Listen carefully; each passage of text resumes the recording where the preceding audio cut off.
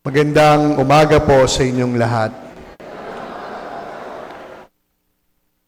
Tayo ay nagkakatipon at nagsasama-sama bilang isang sambayanan sapagkat sa natatanging araw sa kalendaryo ng ating simbahan, tayo'y naglaan ng araw upang alalahanin, mahalin at ipagdasal ang ating mga mahal sa buhay na pumanaw.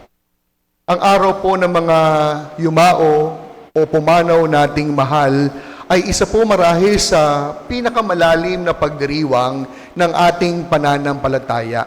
Malalim sapagkat ang ibang relihiyon, wala po silang paggunita sa araw ng kamatayan. Bakit? Sapagkat para sa kanila, kapag namatay ka na, tapos na yon, the end na.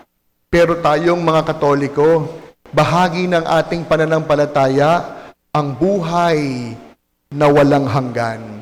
Ang buhay pagkatapos ng kamatayan.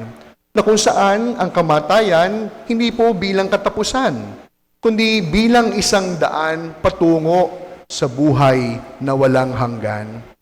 Tatlong mga pagninilay upang ating lubos na maunawaan at mabigyan ng malalim na pagpapahalaga ang tanging araw na ito na inilaan ng simbahan para sa mga mahal nating yumao. Una, inaalala po natin ang ating mga mahal na pumanaw dahil mahal natin sila.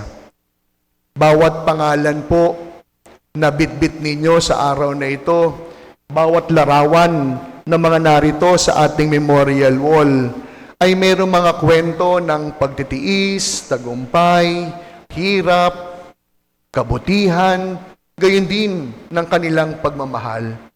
May mga nawala sa atin ng biglaan. May mga matagal natin inalagaan bago pumanaw. May mga bata, sa larawang ito, makikita ninyo, may bata na sa murang gulang binawian ng kanyang buhay.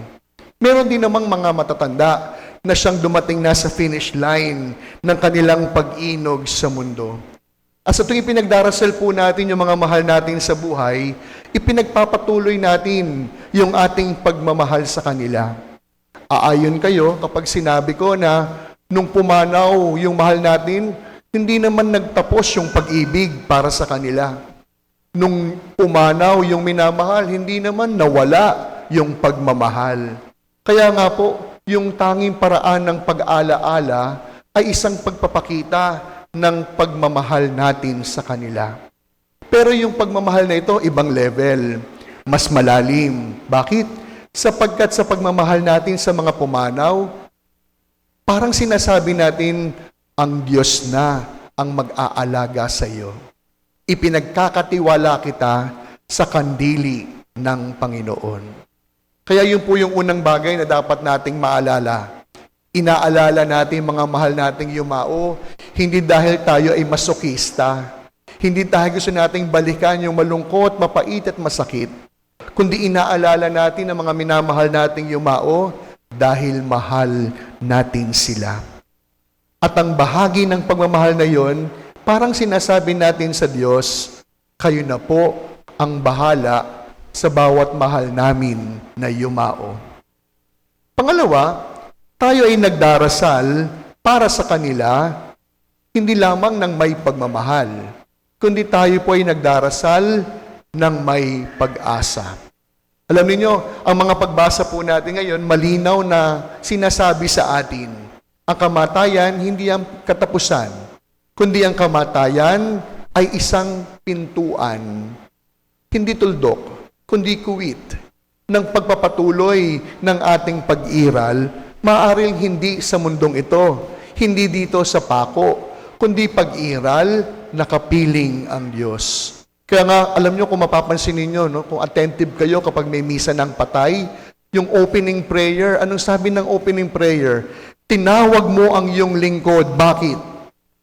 Upang iyong makapiling. Abay mantakin ninyo, pag pala namatay tayo, at naging mabuti yung ating pamumuhay, ang Diyos ang kapiling natin. Si Jesus ang siyang magiging kasama natin. Kaya nga po, anong sabi sa Ebanghelyo ngayong umaga? Ang sino mang nananalig sa akin, may buhay na walang hanggan, at muli ko siyang bubuhayin sa huling araw. Kaya ang pagdarasal natin ngayon ay hindi lamang panaghoy, hindi lamang bunga ng kalungkutan, kundi yung ating panalangin nakaugat sa pag-asa. Dahil si Kristo ay nauna sa atin, namatay, muling nabuhay, at siyang magbubukas ng pintuan sa ating pagdating. Kaya mga minamahal ko mga kapatid, no? Magandang tignan. Ngayon yung mga pumanaw, pinagdarasal natin. Ngayon yung mga patay, dadalawin natin. Darating din ang panahon, tayo rin ang dadalawin. Tayo rin ang siyang magiging bahagi ng kanilang panalangin. Pangatlo, ang araw na ito ay hindi lamang po araw ng pagmamahal at pag-asa. Ang araw na ito ay pagtitiwala din sa awa ng Diyos para sa atin. Sapagkat ang araw ng mga yumao ay paalala ng dakilang awa ng Diyos. Ipinagdarasal natin ang mga kaluluwa sa purgatorio dahil naniniwala tayo na ang Diyos ay patuloy na magpapagaling at magpapabanal sa kanila. Tayo ay nag-aalay ng pamisa, tayo nagsisindi ng mga kandila, tayo ay dumadalo sa sementeryo. Hindi lamang upang mag-picnic, kundi tayo dumadalo, ginagawa ang mga bagay na ito upang magtiwala na merong kayang gawin ng Diyos kahit pa sa isang mahal sa buhay na wala na. At ito po ang siyang pinakamayamang bahagi ng ating pananampalataya, na kahit pala patay, kinakaawaan pa rin ng Diyos. Kahit pala wala ng buhay, naroon pa rin ang awa at habag ng Diyos na naghihintay. Kaya nga po, tayong mga buhay, ito'y araw din para sa atin. Kung yung mga patay na mahal natin, inaalala natin. No? Meron akong nabasang quote, no? Ginawa ko yung homily ko habang nasa eroplano. Sabi ng isang quote, "When we were born, we cried and the world rejoiced." Tama naman. Nung tayo sinilang sa mundo, pumalahaw tayo ng iyak at ang buong bayan ay nagdiwang. Let us live our life in such a good way, sabi nung quote, so that when we die, the world cries and we rejoice. Aminin ninyo, may mga kilala po tayong pumanaw, pero kahit wala na, halos isumpa natin. Aminin ninyo, may mga kilala kayong wala na, pero magpasa hanggang ngayon, naalala yung mali na kanyang nagawa. Kaya nga po siguro ngayon, mainam na wag lamang nating ipagdasal yung kaluluwa ng mga mahal nating pumanaw. Mainam din sigurong tignan. Kung sakasakaling mamamatay ako pagkatapos ng misang ito, pero wag naman. Kung sakasakali lang naman, saan kaya tayo pupulutin?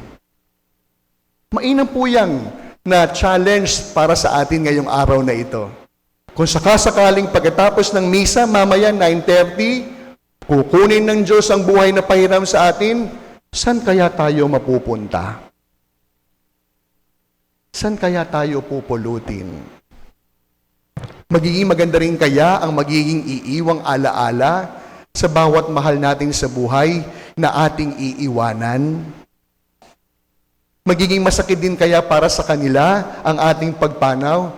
O baka sila'y magsasaya dahil wala na tayo?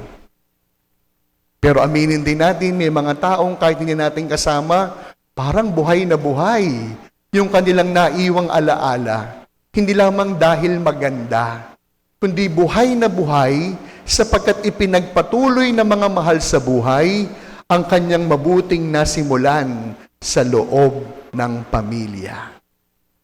Kaya sa pagpapatuloy po ng ating pagdiriwang sa mga dadalaw po ng sementeryo, huwag lamang pong magsindi ng kandila, huwag lamang magtirik ng kandila, magdala ng bulaklak. Gamitin ang pagkakataong ito, una, upang magdasal ng may pagtitiwala. Magtiwala tayo na may kayang gawin ng Diyos kahit pa sa mga mahal nating pumanaw na. Magdasal tayo ng may pag-asa sapagkat kung ngayon silang ating pinagdarasal, darating ang panahon, tayo rin naman ang siyang ipagdadasal ng iba. At panghuli, kagaya ng aking paalala mula sa quote na aking nabasa, when we were born, we cried, and the world rejoiced. Let us live our lives in such a good way, so that when we die, the world cries, and we rejoice.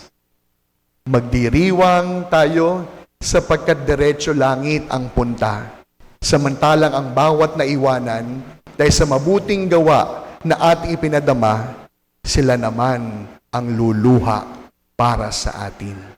Kaya sa pagpapatuloy po ng ating pagdiriwang, tatandaan natin ang mga kandilang may sindi, hindi lamang dahil nagbenta ang SSDM, hindi lamang upang may pampondo ang simbahan, hindi. Kaya nga po may mga panalangin yung mga kandila upang bahagi ng panalangin iyan, ng pangalan, isama sa pagdarasal. Kaya ang araw na ito, hindi dapat maging araw ng katatakutan. Ang araw ng mga patay ay araw din ng mga buhay. Sapagat sa pamamagitan ng ating panalangin, humahawak tayo sa pag-asa.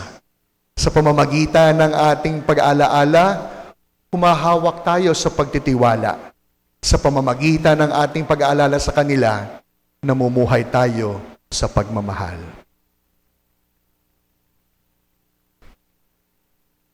Amen.